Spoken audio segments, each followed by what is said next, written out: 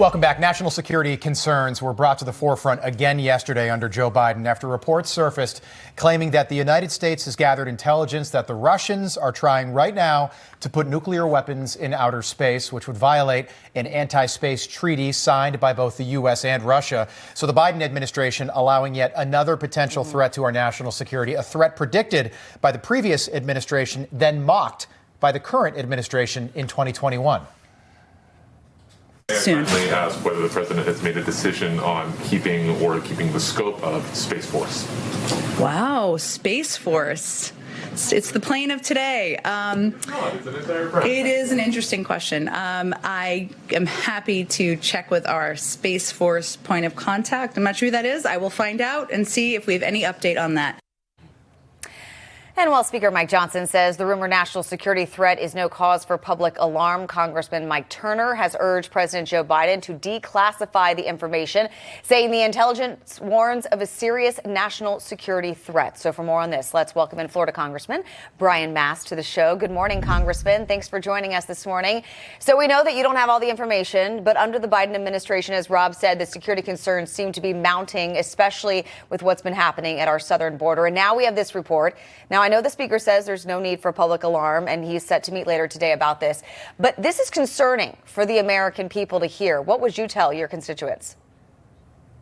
It's a concerning threat, and it's concerning most of all because you do have a White House that has a train of thought like what you aired with Jennifer Psaki, where they look at these things and they don't really consider them threats until they're political threats. That's what they pay most attention to, is a political problem, a political threat, not the real national security. They'll mock the Space Force. They'll make the military woke. They won't care about debt and deficit. They'll ignore the southern border. The list goes on and on. Unless it's political, doesn't matter to them. That's the threat in this to the American people. We can always defend against these things. We have a more powerful Space Force than they do. We can do things to address this. But this administration, this Joe Biden, does not do that. Yeah, I think, by the way, 50, 100 years from now, I think the Space Force is a huge part of Donald Trump's legacy, because obviously space is the future. But Congressman, yesterday, Vladimir Putin said in an interview that he would prefer Joe Biden winning a second term than another Donald Trump term because Joe Biden is more predictable. How do you read that? Yeah, Joe Biden is a book that you can open up. Any foreign intelligence agency can open up, read it. The writing is really big for his book, and there's probably a lot of pictures in his book. And there's nothing that it takes for foreign intelligence to assess what it is that he wants to do. For Donald Trump, whether it was domestic policy or foreign policy, no foreign adversary knew whether he was bluffing or whether he was serious, whether he was going to do what he said or not. They could not gauge his moves. That was the most powerful thing that we could do on foreign policy. You saw it play out with Syria and Bashar al-Assad. You saw it play out with North Korea and Kim Jong-un. You saw it play out with peace in Europe during his tenure there, the Abraham Accords throughout the Middle East. And in his absence and with Joe Biden in place, you see the world on fire. Yeah, this brings us now to the latest report from Special Counsel Robert Hur on Biden's memory and cognitive state. When defending himself after the report, Biden criticized the special counsel for bringing up his son, Beau. Take a listen.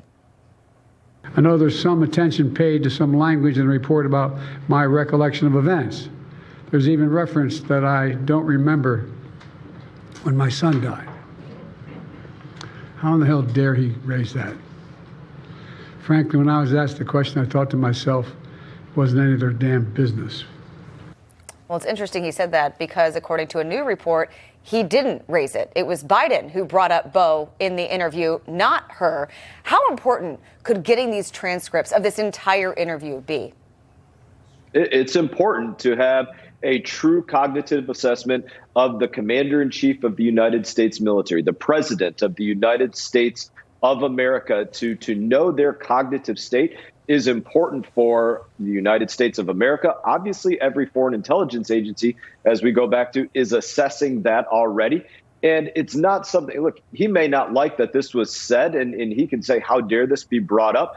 But this was an impartial assessment of the president's state of well-being. And the doctor was doing what the doctor does, just, basically putting down on paper what they were observing. That's how you can basically look at what took place in this. They were observing, and they're taking a note on what they see. There's not an insult there. There's just the facts. Yeah, and also justifies why he didn't push forward with charging the president, because he said the charges would go nowhere in front of a jury because Joe Biden is that addled and atrophied between the ears. I honestly think we're going to see the Epstein client list before we ever get the audio recordings from this sit down with Robert Hur and President Biden.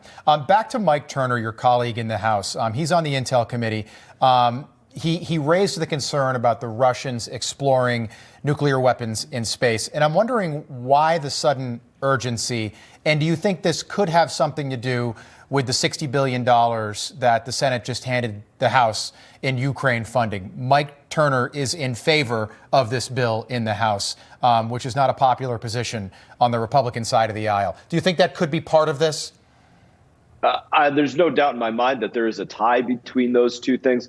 Now, we know that for Russia, elevating their nuclear threat posture has been something that has been going on since day one of the Ukraine war. And even before that, they're constantly using their nuclear posture as a bludgeon to say, listen, America, if you do something, we consider it an act of war. And America and Europe assumes that he means a nuclear act of war, and they immediately back off. And so this is a game that they're constantly trying to push the threat on, and space is no different. Now, again, is there a threat out there that I can't confirm or deny? Yes. But are we the United States of America, and under the right leadership, do we have the ability to defend against it?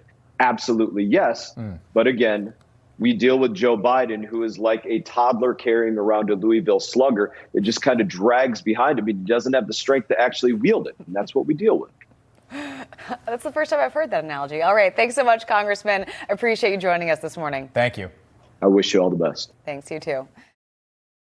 Hey everyone, thank you for watching this video. If you enjoyed the video, please click like and subscribe. I will be back on YouTube with more exclusive content, so stay tuned.